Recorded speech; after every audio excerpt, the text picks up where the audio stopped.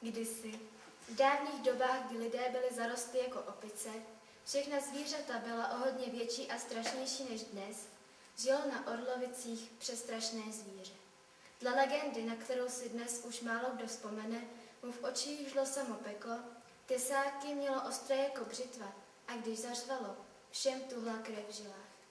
Prý po léta terorizovalo okolí a mnoho lidí záhadně zmizelo v lesích.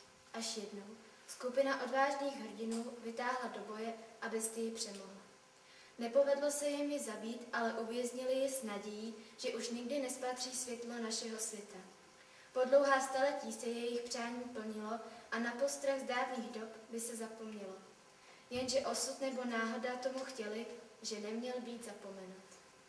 Sem nejdu, je to tady špinavě a je tu samý harampádí.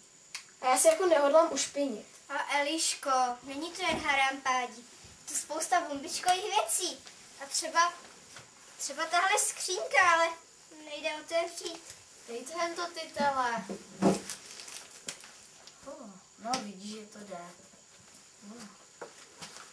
Co to je? Vypadá to jako pergamen. Nějaký starý, zapečetěný.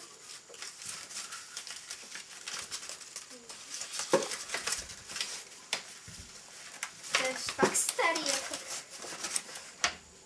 To nepřečtu. To je nějaký divný písmo. Koukej. To jo. Je to zrcadlově. Ale koukej, nekecám. No vidíš, že v téhle něco máš. Co se tam píše?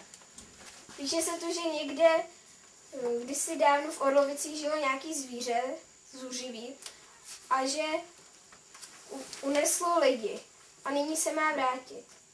Máme jít prý za nějakým strážcem toho zvířete. Kde ho najdeme?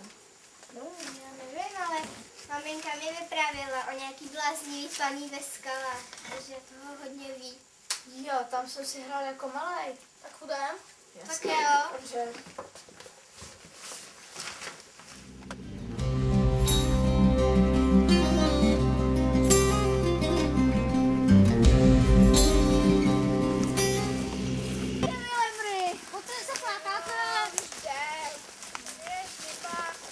Taky.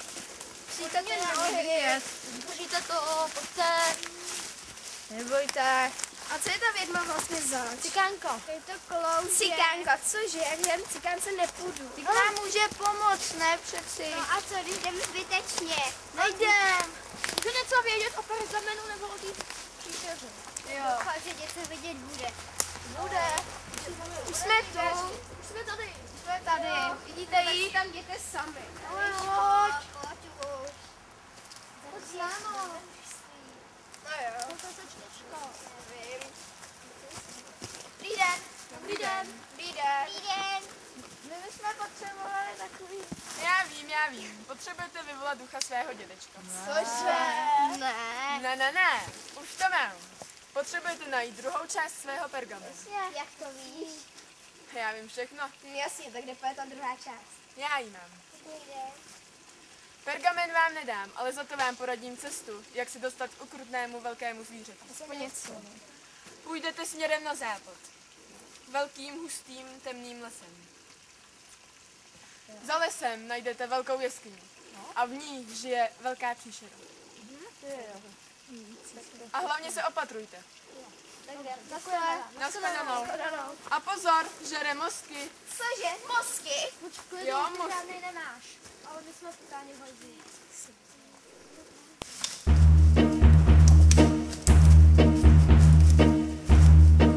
There's a shadow who reach for the sun.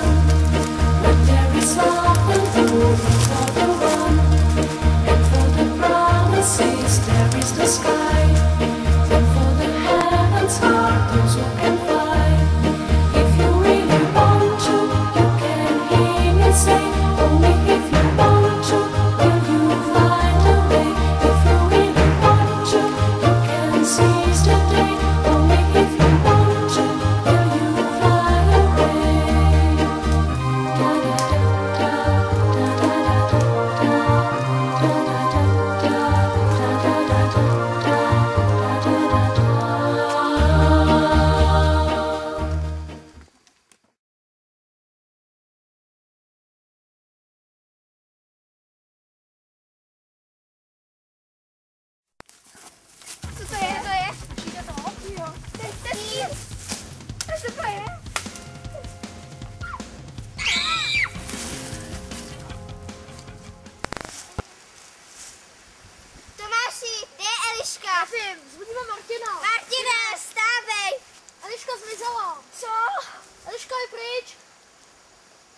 ji najít. Kudy šla? Nevím, ale pokusíme se o to. Já se bojím. Neboj.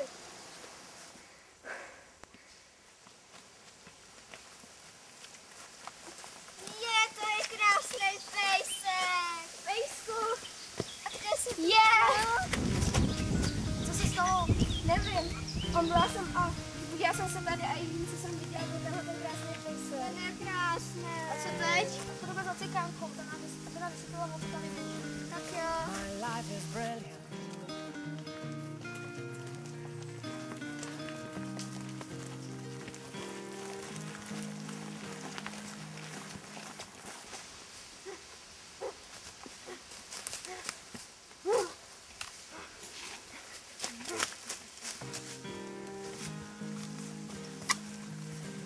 Dobrý den.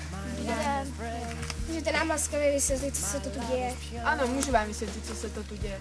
Vím, kde jste byli, co jste hledali a co jste viděli. To vše jsem připravila já a navedla jsem vás. Proč? Byla to zkouška. Jaká zkouška? Zkouška přátelství. I přesto, že jste se mnohokrát hádali a pošťuchovali. Vaše pouto přátelství je pevné. Jen si vzpomeňte, jak se vaše kamarádka Eliška ztratila. Hledali jste ji, byli jste unaveni, ale našli jste ji. A tady jako dárek ode mne vám dávám mého psa Karla. A pamatujte si, jak šedá by byla niť našeho života, kdyby nebyla propletena přátelstvím a láskou.